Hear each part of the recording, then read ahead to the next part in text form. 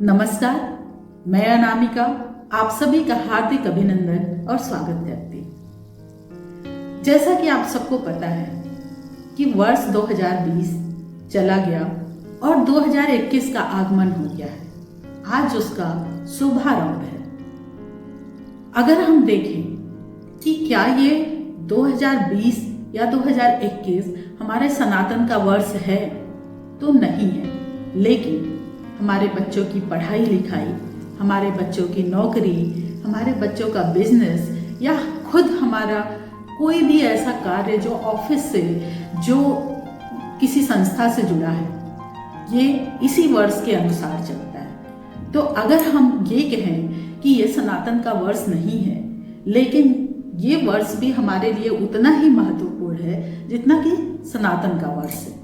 सनातन के वर्ष से हमारे बच्चों की कुंडलियां बनती हैं, हमारी कुंडलियां बनती हैं, शादी विवाह होता है, सारे व्रत त्योहार सब कुछ सनातन कैलेंडर अर्थात पंचांग से निर्धारित होता है। लेकिन अगर ऑफिस से और इंसान के कैरियर अर्थात उसके भविष्य, वर्तमान सबसे जुड़ी चीज़ों को देखा जाए तो वो इसी वर्ष के अनुसार निर्धारित होता है। 2020 जैसा कि नाम से ही वो थोड़ा सा भारी गया सबको। भारी जाने का मतलब ये है कि बहुत सारी परेशानियां आई, लेकिन उसका एक सकारात्मक पहलू भी है। 2020 हमारे लिए एक शिक्षक की तरह आया जो हमें बहुत सिखा गया, बहुत कुछ सीख दे गया। अगर देखा जाए तो 2020 में वो लोग जो सिर्फ तरक्की के रास्ते पे जा रहे थे और एक एक मिनट की कीमत पहचान रहे थे, जीवन में रुकना ही नहीं चाह रहे थे, जिनका ये कहना होता था कि हमारे जीवन में तो सांस लेने की भी फुर्सत नहीं है।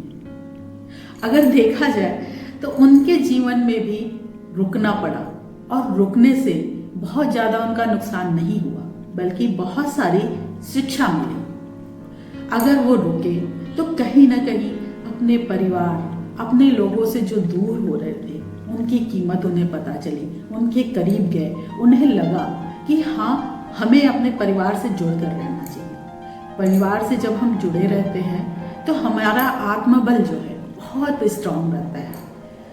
हमें कोई तोड़ नहीं सकता, कोई भी परिस्थितियां हमें हरा नहीं सकती। जैसा कि अभी हमने चर्चा किया था कि आत्महत्याएं हो रही थी, लोग सुसाइड कर रहे थे। वो क्यों कर रहे थे? क्योंकि वो अपने परिवार से दूर हो रहे थे। जब हम अपने परिवार से, अपने जड़ से, अपने जमीन से दूर होंगे तो हम कमजोर होते जाएंगे।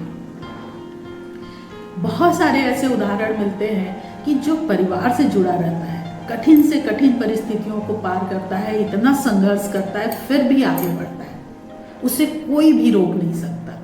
तो हमें हमेशा ये देखना है कि हमारा जड़ जो है, जिसको न निज गौरव तथा निज देश का अभिमान है, वह नर नहीं नर पशु निरा और मृतक समान है। कहा गया है कि अब जिसको निज गौरव, अपने गौरव और अपने देश का अभिमान होना चाहिए। कहीं ना कहीं हम अपने देश, अपने स्टेट, अपने जिला, अपने गांव से कटते जा रहे थे, अपने जड़ को भूलते जा रहे थे।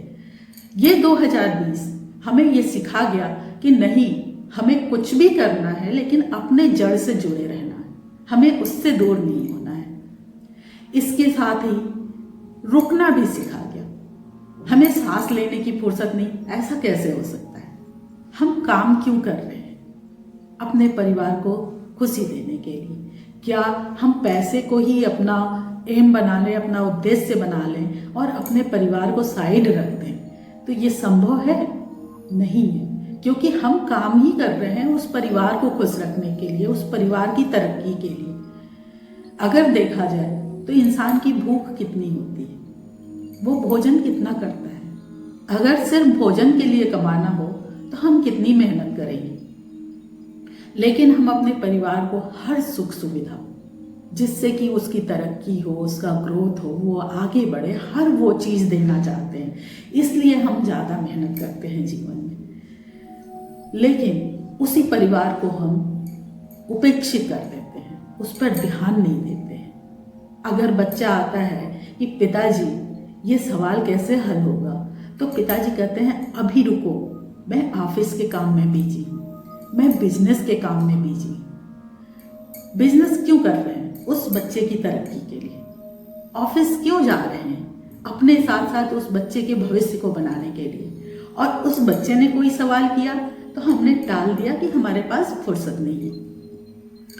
तो 2020 हमें ये भी सिखाया कि हमें अपने परिवार के लिए फुर्सत निकालनी है, अपने अगल बगल, अपने पड़ोसी सबसे जुड़ के रहना है।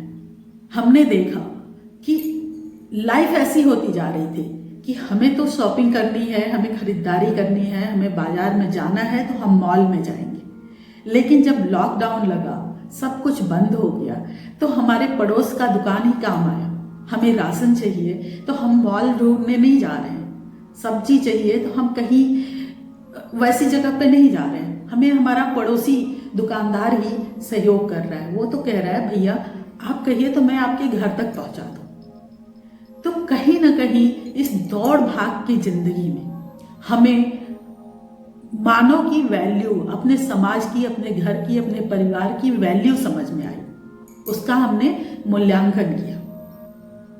2020 में जो भी परिस्थितियां रही, ये मुझे या मेरे नजरिए से कह लीजिए तो 2020 एक शिक्षक की तरह था जो हमें बहुत सारी सीख दे गया। अब हम देखें 2021 को, तो हम ये कह सकते हैं कि 2021 हमारे रिजल्ट, हमारी सफलता का मूल्यांकन का समय होगा।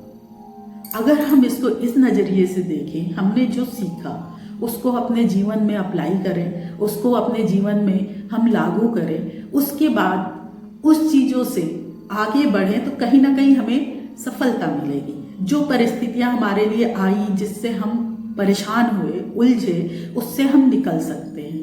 अगर हमारा आत्मबल कमजोर हुआ तो हमें सीख मिला कि अपने आत्मबल को बढ़ाना है, हमें सीख मिला कि अपने परिवार की वैल्यू को समझना है, उसके महत्व को हमारे जीवन में समझना है। जब हम इन चीज़ों को समझेंगे तो हम आगे बढ़ेंगे, और आगे बढ़ने के लिए अब हमें एक नया उजाला मिला है, एक नया सवेरा मिला है, जिसमें हम इन चीज़ों को लागू करके आगे बढ़ सकते हैं।